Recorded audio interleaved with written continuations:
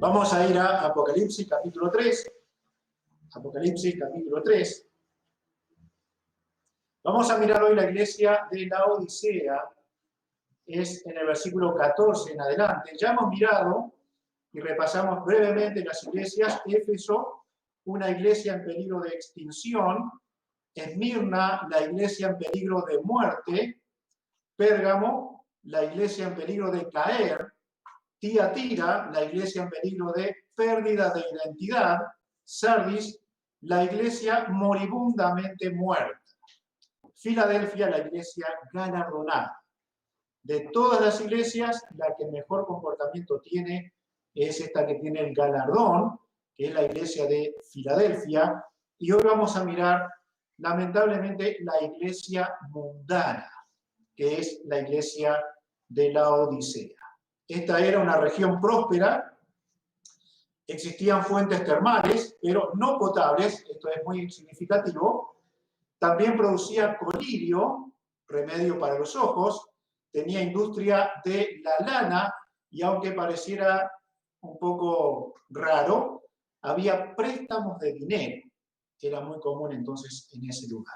Era una región muy poderosa, generaba riqueza, era una ciudad rica que tenía desarrollándose dentro de ella la iglesia que conocemos, la iglesia de la Odisea. Se encontraba en este punto que se le escribe en un decaimiento muy profundo. Pero el Señor Jesucristo le estaba dando una nueva oportunidad a la iglesia en la Odisea. Versículo 14, y escribe al ángel de la iglesia en la Odisea, he aquí el amén, el testigo fiel y verdadero, el principio de la creación de Dios, dice esto, y vamos a ir mirándolo en la gracia. Vamos a orar. Padre, pedimos tu bendición, esperamos de ti que nos hables. Tú conoces cuánto del mundo hay en nosotros y cuánto del mundo hay en la iglesia.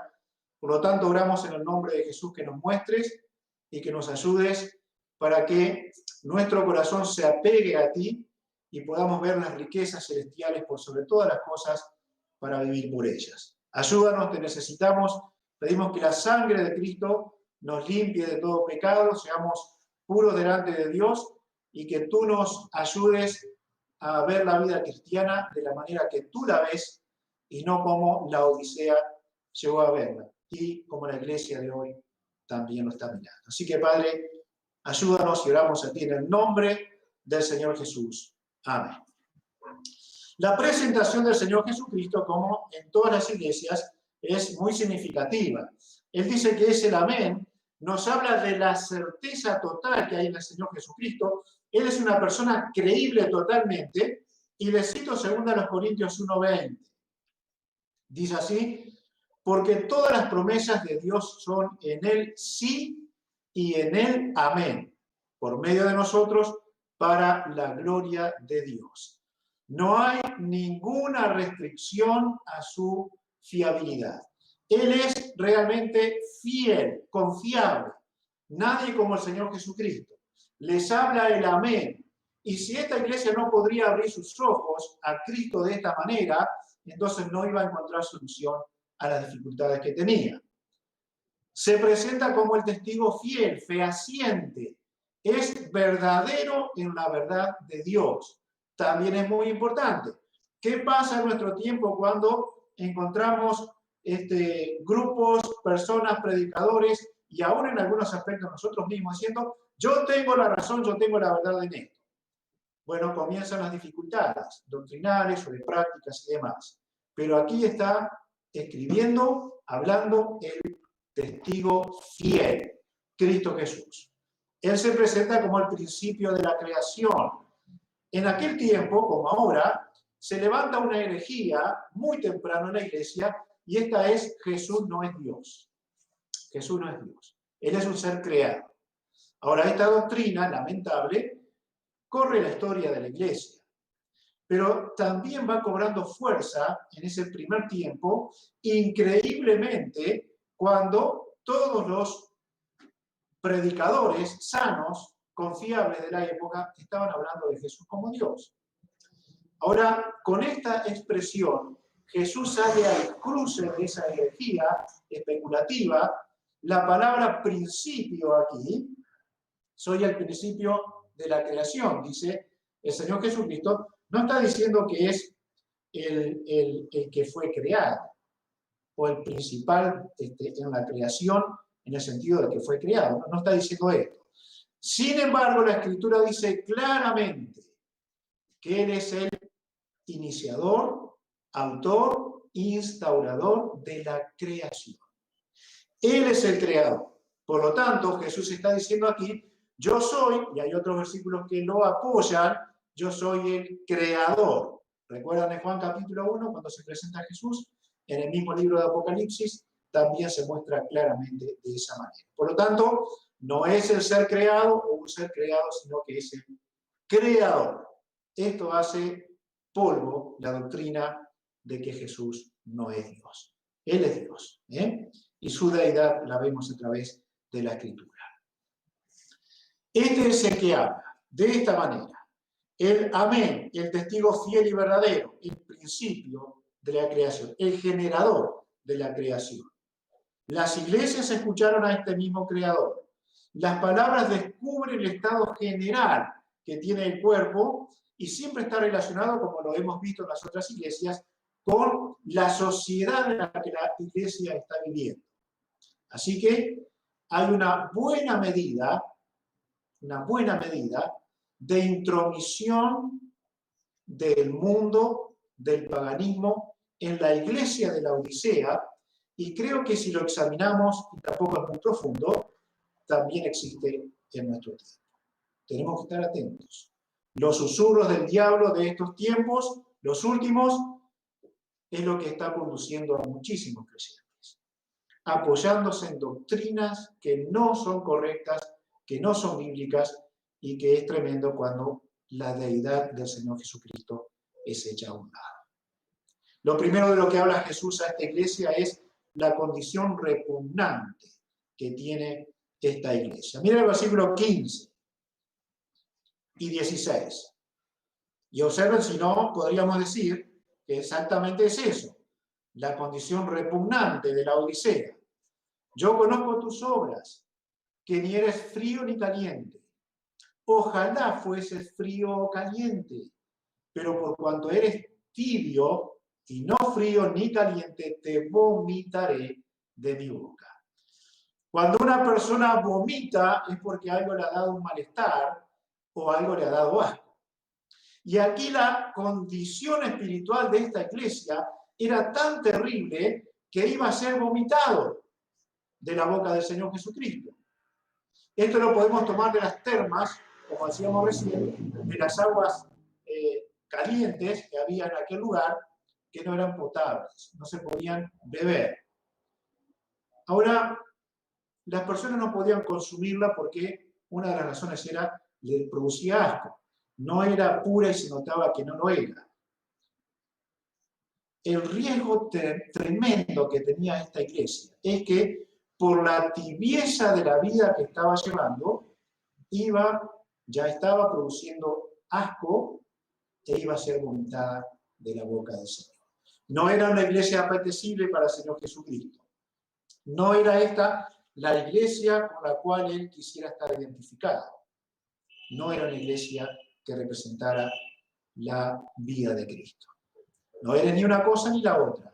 Ni me rechazas fríamente de todo, pero tampoco me abrazas con el calor del amor que una iglesia debe abrazar a su Salvador. Estás entre dos mundos, entre dos espiritualidades, y esto es inaceptable para el Señor Jesucristo. No te defines si eres del mundo o eres de la patria celestial, si eres salvo o si vas al infierno. Esto era la Odisea. Este era el espíritu que reinaba en esta iglesia. Bueno, seguramente, como gracias a Dios en todos los lugares, Dios tiene su remanente, sus fieles. Estos fieles serían guardados. Ahora, la Odisea estaba en una situación tan indefinida de lo que era santo, lo que era inmundo, que la condición daba asco. Y es claro, Señor Jesucristo. te vomitaré de mi boca. Nosotros vemos en nuestros tiempos que esto ocurre. Hay muchas congregaciones que tal vez a nosotros no, porque no nos produce un juicio que nunca lo relacionamos con que nos dé asco, pienso. Pero sí al Señor Jesucristo. Esto sí le ocurre. Las 7 iglesias fueron examinadas por el Señor Jesucristo. Entonces, debemos decir, si cada iglesia pudiera corresponder a un periodo de la historia, y esta es la última iglesia que estamos viviendo, y esta es la última iglesia que estamos examinando, en general, la iglesia antes del arrebatamiento, en general, sería una iglesia mundana al extremo de producir asco al Señor Jesucristo. Nosotros podemos abrir juicios, debemos hacerlos en una medida que sea bíblica, pero sin embargo nosotros tenemos que examinarnos a nosotros mismos, como iglesia y en forma personal. Seguramente nuestro pensamiento va a ir justamente hacia esas iglesias. El permiso extremo del pecado, doctrinas no bíblicas, costumbres mundanas, todo está bien que lo examinemos. Pero hermanos, nosotros tenemos que examinar nuestras vidas. Emmanuel no quiere decir que Dios está con nosotros para el caso práctico, ni el nombre de cualquier iglesia como hemos visto en otro de los casos. Nosotros necesitamos tener una vida agradable a Dios. De lo contrario, será desagradable, capaz de una condición de dar asco. Muchas iglesias parecen espiritismo. ¿Esto es agradable a Dios? Muchas iglesias tienen desde sus púlpitos el amor al dinero. ¿Agrada esto a Dios? Muchas iglesias tienen una religiosidad muy férrea. No se detiene la inclinación al pecado, no se trata con él. El marketing va a mandar si se trabaja en ese lugar o no. ¿Esto es agradable a Dios? Como hijos de Dios tenemos que examinarnos. Si hablamos del mundo protestante, conocido así, tal vez para nosotros mismos el mundo evangélico, todo está muy cambiado. El protestante no protesta y el evangélico no parece tener una vida transformada como Jesús la da. Los rituales son solo un pasaje a formar parte de un lugar. Los bautizados se bautizan pero no son salvos. Por eso un examen correcto es lo que tenemos que hacer. Si creemos que estamos en los últimos tiempos, tenemos que decir, algo está mal en las iglesias. Todo es muy parecido a la Odisea. ¿Cuánto del mundo hay en nuestra iglesia? ¿Cuánto del mundo hay en tu vida personal? ¿Cuánto freno pones tú al pecado? ¿Cuánto lo hacemos nosotros? ¿Cuánto se disciplina? ¿Cuánto se trata en forma personal, disciplina personal?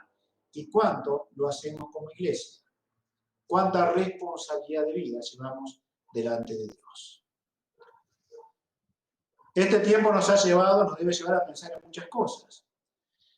Preguntemos esto. ¿Veremos a los valientes al comenzar a reunirnos? Capaz que tenemos que decir no habrá valientes. Habrá gente normal. Los normales se van a congregar. Los que desean verse, que es normal en el Hijo de Dios. Los que quieren congregarse porque es normal. Los que quieren obedecer a Dios porque eso es normal. Esos serán los fieles, los normales, que se van a congregar.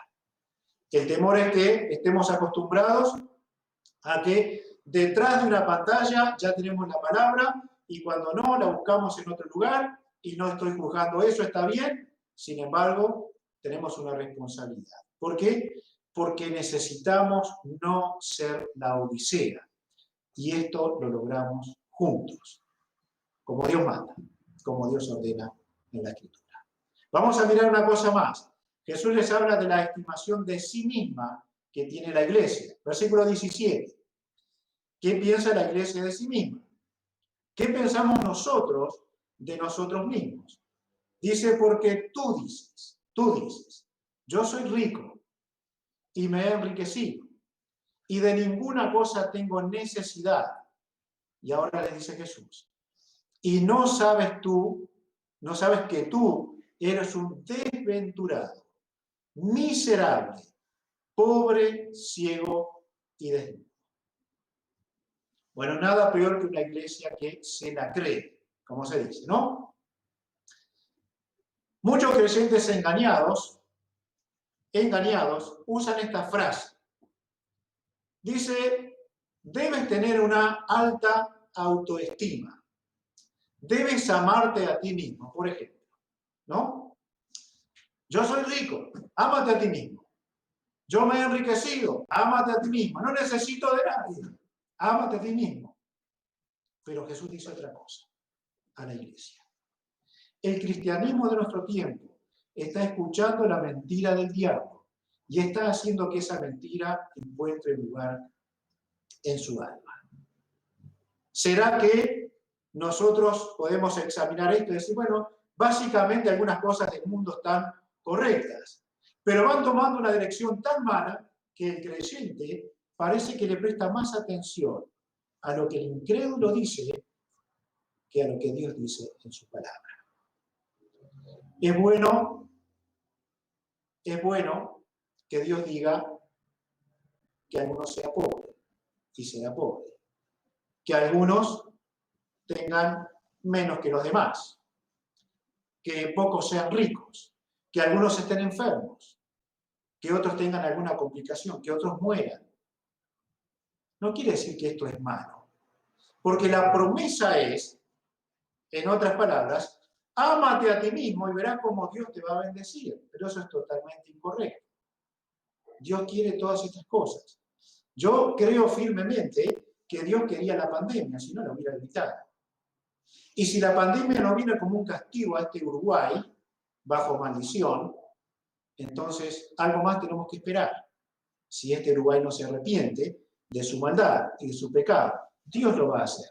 Habrá una forma dura en que Dios nos hará reconocer que somos los segundos, desventurados, miserables, pobres, ciegos y desnudos. Dios hará tragar la soberbia a una iglesia que se cree algo, o un creyente que se cree algo, y que cuando examinamos la Escritura no es así. Esta iglesia no tenía humildad ninguna, y lo hacía como cuerpo. Nosotros podemos pecar de no tener humildad ninguna, y eso lo vamos a sufrir. Decían que podían vivir sin Dios, todo lo habían logrado, más que suficiente, la suficiencia salía de ellos, el amor propio era mejor que el amor a Dios, y la autoestima mejor que depender de Dios. Cuánta filosofía barata aún nos venden desde los púlpitos, cuánta falsedad, y eso está ocurriendo hoy, en nuestro tiempo. La Odisea es una iglesia mundana, materialista, que se inclina hacia la nueva religión, el culto al hombre. Se corre tras los maestros, tras los cantantes. Ellos ya traen toda la doctrina masticada, la vomitan sobre la gente y la gente la acepta con total libertad. La Odisea. Lamentablemente, una iglesia vomitada por ese Dios. Debemos agachar nuestras cabezas, vivir en humildad y en dependencia de Dios. Y saben que el asunto es que Cristo viene. Y una iglesia que sea encontrada como la Odisea va a sufrir y sufrir mucho. Muchos de los que viven en iglesias como estas, entonces no estarán jamás delante de Dios porque no se han convertido al Señor Jesucristo. El Señor Jesucristo dijo esto: si alguno viene a mí, y escuchen lo que dice, y no aborrece a su padre, su madre, su mujer e hijos, a sus hermanos, hermanas, y aún su propia vida, no puede ser mi discípulo. Bueno, no quiere decir que nos vamos a odiar y lastimar. Quiere decir que seré capaz, si quiero ser un discípulo del Señor, de renunciar a todo lo que Él me pida por amor a Él, porque Él deberá ser el primer amor. Así que el que sigue a Jesús no se ama a sí mismo, ama al Señor y trata de agradarle. Deja de amarte, ama a Dios, no vivas tibiamente, sino ámale con un calor que se aferra a él. Jesús dijo, sin mí nada podéis hacer. Esto quiere decir humillación y dependencia total del Señor Jesucristo. Jesús le dice a la Odisea que es infeliz, que es miserable, pobre, ciego y desnudo. Y cada cosa tiene un sentido espiritual, pues, por supuesto. La iglesia que no conoce a Jesús como Señor no podría encontrar jamás la felicidad. Las miserias del creyente es que viven en el mundo, es uno con el mundo, eres miserable. La ceguera es que estás impedido de ver el amor de Dios y no tienes capacidad para andar en él, no tienes la luz de Dios, no te interesa su palabra, no le interesa al mundano vivir para Dios. La desnudez es la vergüenza. Y una gran vergüenza para alguien que tenga un poco de pudor. Pero la Odisea había sido desnudada y no tenía ninguna molestia acerca de esto. Tú dices, tú crees que eres mejor, pero si esto es lo que piensas de ti, entonces cuidado. En vez de estar agradando a Dios, puedes estar dando asco a tu Dios. La tercera cosa es la disposición que Jesús tiene para esta iglesia. Versículos 18 y 19. 18 y 19.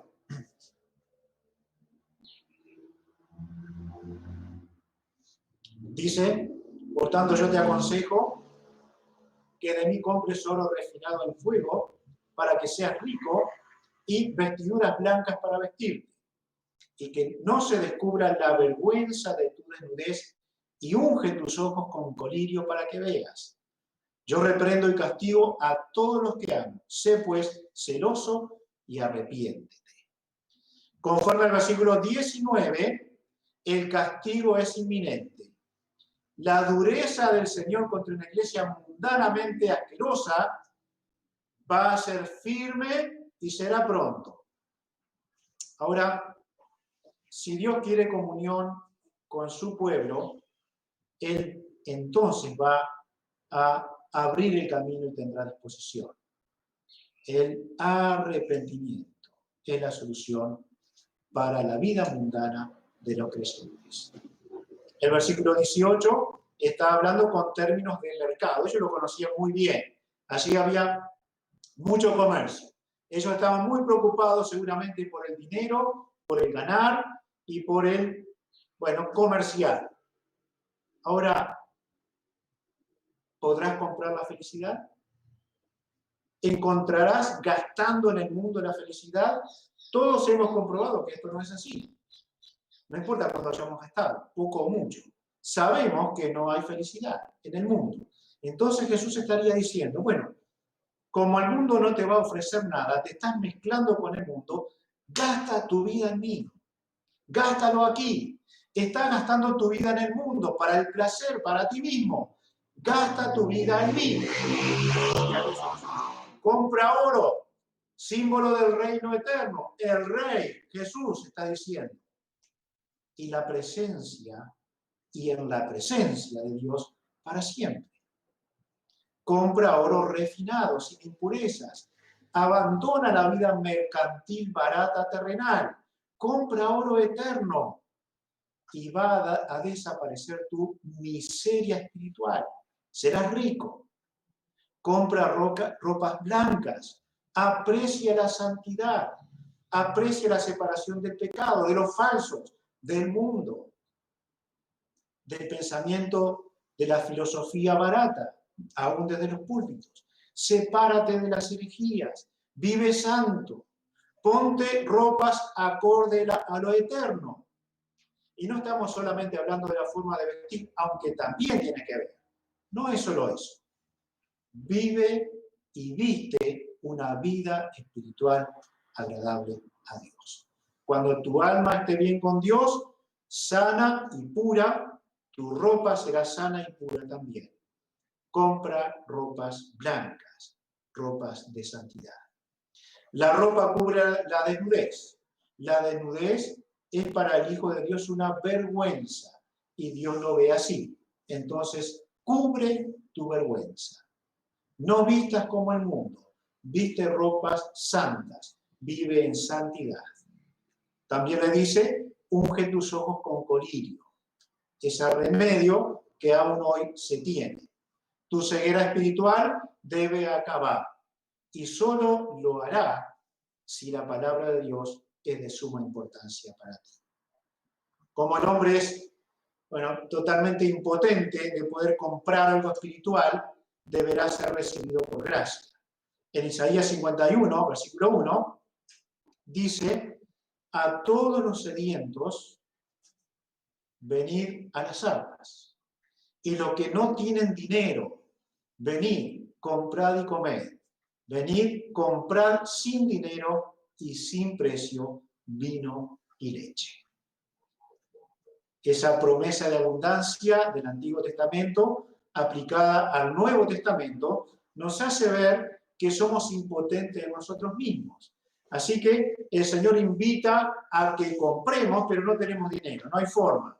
Así que vengan y les será dado de gracia. Vengan sin dinero, vivan para Él, renuncien a sus vidas para vivir para Él. Y entonces habrá una buena vida espiritual. También vemos en este pasaje el deseo de Jesús de tener comunión con la iglesia. Y leemos el versículo 20. 20 dice, aquí yo estoy a la puerta y llamo. Si alguno oye mi voz y abre la puerta, entraré a él y cenaré con él y él conmigo. Este pasaje es para una iglesia. Los creyentes verdaderos habían perdido la comunión con Dios. Los que no lo eran ni siquiera se imaginaban o pensaban de qué se trata la comunión con Dios. Pero los verdaderos habían perdido la comunión con Dios. Entonces, cuando miramos a la Escritura, es muy difícil pensar cómo Jesús está fuera de un creyente, cómo está la puerta del corazón golpeando. Bueno, aquí hay una figura, no podríamos decir que es algo literal. Claro que no está fuera del creyente, pero está fuera de la comunión con el creyente. ¿Cree usted que Jesús habita en el corazón de carne y está encerrado en ese corazón? Bueno, son figuras. Entró a tu vida, posee tu vida, es dueño de tu vida. Así que ahora tú le has sacado del señorío de tu vida. ¿Qué hace Él? Quiere comunión, quiere relacionarse contigo. Eso que tú has roto por alguna razón, Él quiere que vuelva a estar en perfecto estado. Comunión con Él. El deseoso de tener comunión es Jesús, antes que nada. Ahora, Él no entra a tu corazón a comer una cena. Y Él no entra al corazón de un incrédulo a comer una cena. Símbolos, compañerismo, deseo de estar contigo, de hablar contigo, deseo de comunicarse contigo, de apartar el pecado que los ha separado. Y entonces tendrás la riqueza que el creyente tiene que tener. ¿Saben algo? Desde el pecado en Edén, siempre en la historia, Dios provoca el compañerismo con el hombre. Siempre, siempre. El encuentro con el hombre es el deseo de Dios. Y cuando el hombre pierde esa comunión, Jesús vuelve a golpear a la puerta para que se restablezca por la separación del pecado. Por lo tanto, el golpe es concientizar a que debemos tener compañerismo como amigos en una mesa con el Señor Jesucristo. El versículo 21 dice, al que venciere, le daré que se siente conmigo en mi trono, así como yo he vencido y me he sentado con mi Padre en su trono. El que tiene oído, oiga lo que el Espíritu dice a las iglesias. Esto mismo ya fue dicho por el Señor Jesucristo, esta última parte, y es un ánimo. El que venciere. El que vence es el que confía en Cristo. Porque Cristo es el que venció al mundo, al diablo, al pecado y a nosotros mismos.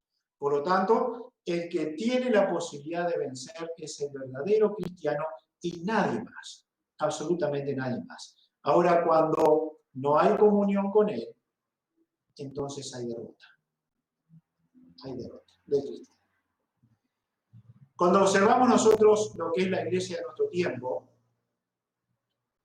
es la generación más privilegiada que jamás haya existido. Hay herramientas mejores para conocer a Dios que cualquiera de los tiempos pasados. A la vez, es la iglesia que menos conoce la verdad de Dios y la que más confunde a la iglesia verdadera con una religión, con una diversión, con un entretenimiento, con el mundo, y esa es la confusión de nuestro tiempo. La iglesia y el mundo se están ligando, lamentablemente, muy, muy fuerte. Sin embargo, Jesús dice, los fieles reinarán, estarán conmigo, estarán junto al Rey. Así como yo me senté con mi Padre en el trono, así estarán conmigo los fieles. Y si esto es verdad de Jesús con el Padre, es verdad que los fieles se sentarán con él a reinar. Termina diciendo, el que tiene oído, oiga lo que el Espíritu dice a las iglesias. ¿Tiene usted oído? ¿Puede usted examinar su vida espiritual honestamente y decir, yo estoy en comunión con Dios? O si lo hace honestamente, puede decir, no estoy en comunión con Dios. ¿Podría usted examinar su vida y decir, yo tengo más del mundo que de Dios? Estoy más metido en el mundo que mi pensamiento, mi mente y mi vida en Dios. Porque lo que de aquí en adelante Cristo espera es arrepentimiento, dolor por el pecado y abandono del mundo para abrazarse a Cristo. Como no eres frío ni caliente, porque eres tibio, te vomitaré de mi boca. Hemos escuchado, y no mucho, por causa del tiempo. Pero ¿qué haremos? ¿Qué vamos a hacer? ¿Queremos todavía estar ligados al mundo? ¿Queremos aún todavía estar comprometidos con el mundo y con el pecado? ¿O queremos separarnos realmente para vivir para Dios? Quiera Dios que sea lo segundo. No se va a producir si no te arrepientes de todo corazón y vuelves a la comunión con el Señor Jesucristo. Una nueva oportunidad en la gracia de Dios. Vamos a orar para terminar. Padre Celestial, te agradecemos por tu palabra. Necesitamos tu ayuda, necesitamos tu gracia y oramos que no seamos la Odisea. Señor, ten misericordia de nosotros, que nos separemos del mundo, del pecado, del mal, que podamos tener un corazón dispuesto para ti, un alma que quiere vivir realmente para la gloria de tu nombre, que podamos mostrar a los hermanos en Cristo y también al mundo que somos distintos, que queremos de verdad tener comunión con Dios y que esa comunión nos lleva a una vida mejor con ropas santas y puras de las que Dios se agrada. La vida que a Dios honra. Señor, tu misericordia sobre nosotros, tu gracia, tu ayuda, y que sigas hablando a nuestros corazones. Y oramos a ti agradecidos en el nombre del Señor Jesús. Amén.